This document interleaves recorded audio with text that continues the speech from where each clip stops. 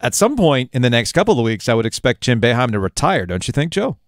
The Syracuse head basketball coach? What a odd and out of left field man. decision over the weekend to just take shots at Pitt and Wake Forest. Yeah, but that's the thing that gets me. Like, you're going after Pitt and Wake Forest? You know, you and I have had enough conversations now off the record with coaches and ADs, and they have these same concerns. Remember when we were at the Final Four last year?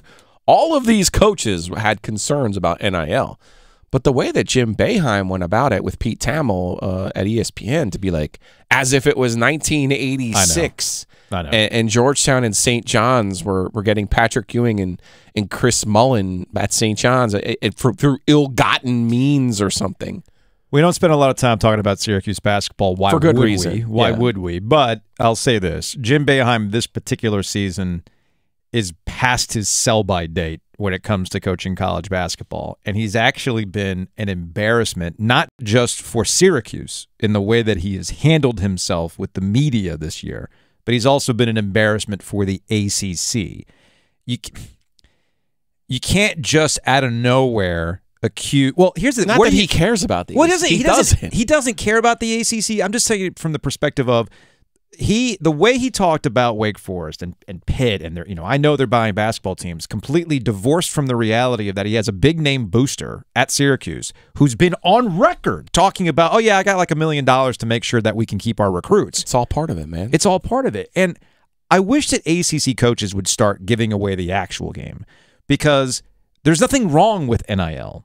There are no rules for any of this stuff. Well, it's not against the rules, but there is something wrong with NIL. They're passing the buck to the fans, as opposed to sharing the revenue that their players are helping generate. So I know Jeff Capel, Pitt's head coach, didn't really say anything during the ACC teleconference today, nor should he. Why would he dignify the ridiculousness of Jim Boeheim? Well, that was a little bit weird because, Capel was involved with Team USA basketball through Mike Krzyzewski, and then obviously Jim Boeheim, so that they have a friendship there. So it's odd, or they at least have a professional relationship there.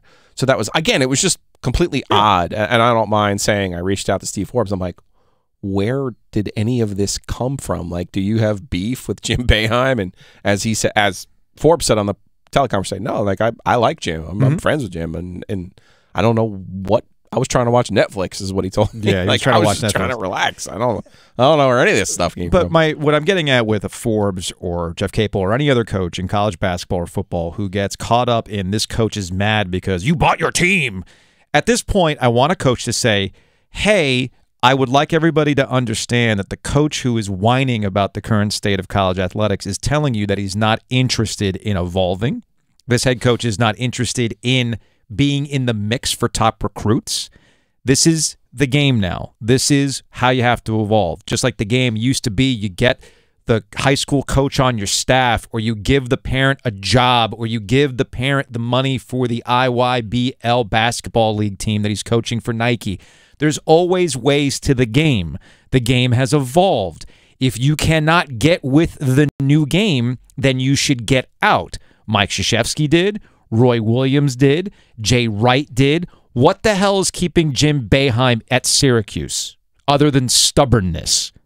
Other than to prove some point that only he cares something about the calendar and his years. And I mean, the game has passed him by. It's clearly passed him by. It's clearly and passed him by. And he couldn't win with his kids, which is the part I didn't understand. Well, he still has Joe Girard, right? Like, I don't understand last year how they weren't even competitive. I know, it was brutal. And that's got to be difficult for him.